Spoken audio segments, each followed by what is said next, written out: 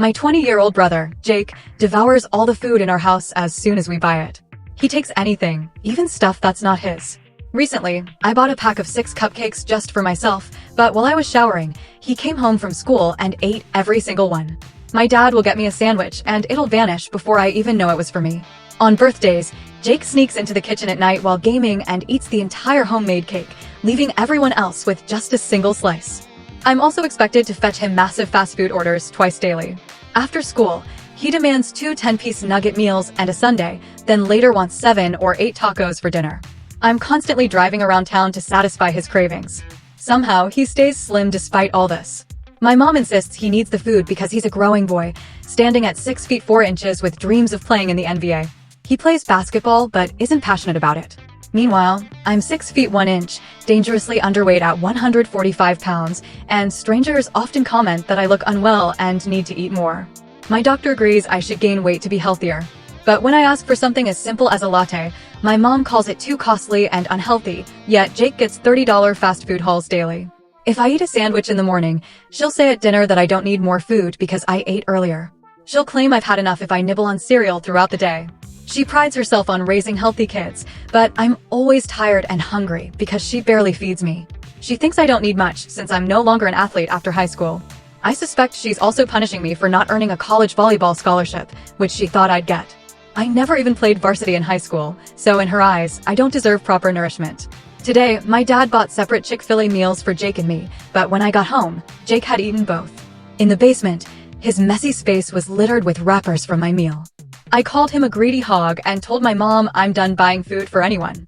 She stared at me like I was a monster, saying she didn't understand how she raised such a selfish, food-obsessed daughter when she only eats a few snacks daily herself.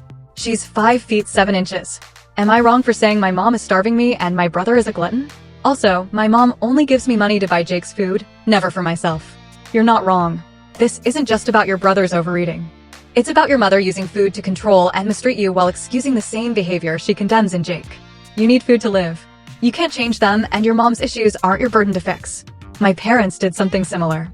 I was a top athlete training twice daily, but at dinner, they'd watch my portions and make me put food back, saying I didn't need it. I'd faint about once a month in the mornings because of it. Also, why are you tasked with getting his food? Use your mom's money to buy yourself food first, then get his with what's left. Honestly, at 20, how did you not think of this? It sounds like your brother might have a binge eating issue that your parents aren't addressing. It's not normal, even for an active teen, to eat like this, especially when he's taking others' food. Both of you are being hurt by your parents' inaction. Your brother's appetite might suit his size and activity, but his diet is terrible and he shouldn't steal food. Your mom's warped views on eating are damaging both of you. Yet, as an adult, you're ignoring practical solutions. Get a job, buy a lockable mini fridge, or move out. You can solve this. You don't have to stay with toxic family just because they're family. I hope you see this soon. I'm a 51-year-old woman and my boyfriend, also 51, have been together for 4 years and plan to live together. We're both divorced and own our own homes. My kids are in college and his are in high school, living with him 80% of the time. The plan is for me to sell my house and move into his, which will stay solely in his name since we're not marrying. Moving into his place is less disruptive for his kids and shortens our commutes. I offered to split utilities, property taxes, and insurance evenly, but suggested covering only half the interest on his mortgage, not the principal. My reasoning is that the principal builds his equity, and since I won't be on the title, I don't benefit from it. He agrees on splitting utilities, but wants me to pay a portion based on market rent instead of half the other costs. His mortgage has a low interest rate, and he thinks I shouldn't benefit from it. I feel that as a couple, even unmarried, we should share costs fairly. For context, we both earn 6 figures, with me making slightly more. He's more frugal, while I spend more on things like gourmet food and fine wine, which has been true throughout our relationship. Our finances are separate, and his divorce left him with alimony baggage, unlike me. I don't think it's fair to pay more than him. By his calculations, I'd cover about 55% of living costs if I pay half his principal, or 78% of actual costs if we exclude the principal. Am I wrong for wanting to split true living costs evenly without contributing to his equity? I wouldn't sell my house for this man or move in with him. You'd be paying more while he and his 2 kids live there. Plus, won't you take on more chores since his kids are there most of the time? He's already taking advantage of you. Think about how he's done this before. I agree. He should split costs fairly while paying down his mortgage. He might try to claim half your savings, which are safe as a premarital asset if you keep your house. I hate thinking about breakups, but if common law marriage is recognized where you are, you could lose out. Rent out your house, don't sell it, until you're clear on cost sharing. I made this mistake once. I sold my furniture, gave up my apartment, and moved into someone's house. It was a disaster. I wish I'd kept my place and my independence.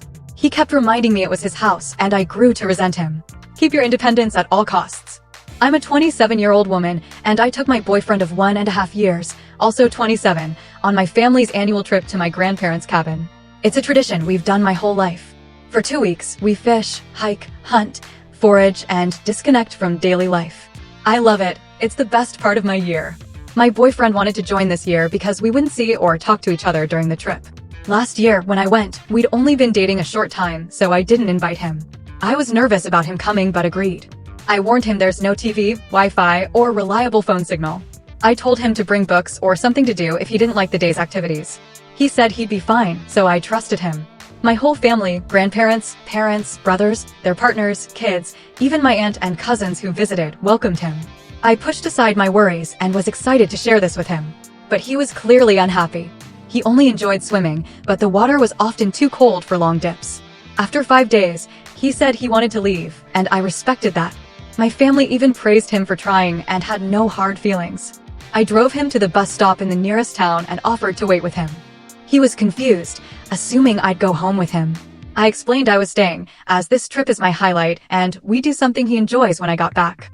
He seemed moody, but I thought he was just embarrassed about leaving early. When I got home yesterday, he ignored my calls. Worried, I went to his place. He said he was upset I let him go home alone and that, as his girlfriend, I should have left with him. I was shocked and asked why I'd leave when he knows how much this trip means to me. He said it's about principle. I shouldn't have stayed when he wasn't enjoying it. He asked if we got married, would I keep doing this and leave him behind? I said it's fine that we like different things, but he disagrees. I'm conflicted. Was it really so bad that I stayed when he left? You're not wrong. He couldn't handle being offline for a week, let alone 2. He sulked when you didn't leave with him and ignored your calls when he got home. He expects you to stay by his side if you marry. These are major red flags. Tell him you'll keep going on these trips even if married, and if he can't handle that, it's better to part ways. It's healthy to have different interests if both people are mature enough to accept it. He didn't plan to stay the full 2 weeks. It seems he wanted to cut your trip short because he didn't want you going at all. He's trying to make sure you can't be away from him for 2 weeks with your family. It's about control. He doesn't want you to have a strong bond with your family because it makes you harder to isolate. Plainly, he thinks he, as your boyfriend, should matter more than your entire family. That's selfish and entitled. You don't want a partner who loves like this or demands loyalty as blind devotion. If he wants a companion who follows him everywhere, he can get a pet. I'm a 27-year-old woman from a big family of 7 kids, 3 older brothers, 2 older sisters, me, and my younger sister. Growing up, my younger sister and I were closest since we're 9 and 11 years younger than our older siblings. We were inseparable, sharing everything despite different friends and hobbies. Things shifted when I was 19 and she was 17. I was on my first vacation with friends when she called me on the 3rd night, saying she needed me and couldn't tell anyone else. Panicked, I cut my trip short to be with her. It took 2 days for her to say she'd been assaulted by a guy. She said she could only tell me because others would judge her. I supported her, held her while she cried, and made sure she got tested for pregnancy and STIs. She didn't want to report it or tell anyone else and made me promise to keep it secret. I did. But a month later, during an argument about me going out with a friend, she admitted she lied about the assault to get me to come home because she was jealous. Our parents overheard and insisted she get therapy and see a psychiatrist, saying her behavior was deeply concerning. I was devastated and our bond changed. She apologized, and I tried to move forward with strict boundaries, hoping she'd grow. But she didn't. She faked severe pain, even passing out, and only confessed when faced with an endoscopy after enduring other tests. Then, when I started dating my husband, she lied about being in a relationship and told him I'd promised we'd always live together in a multi-family home. I'd made no such promise. She was trying to scare him off. That wasn't her worst lie, but I was done. She was 20, and after 3 years of this, with our parents mandating therapy, she still didn't see the problem. I cut contact with her, didn't invite her to my wedding, and declined her invitations. My parents understood, but my older siblings seemed puzzled by my choice to fully cut her out, though they didn't push it. Now, I'm pregnant with my first child. A few weeks ago, an older sister called to say my younger sister had an ectopic pregnancy. I didn't believe it at first. My parents were skeptical too, but stayed quiet, while my siblings said it was an odd thing to lie about and she looked unwell. My mom confirmed it at a hospital checkup when the doctor mentioned the pregnancy. I accepted it was real but didn't change my stance on contact.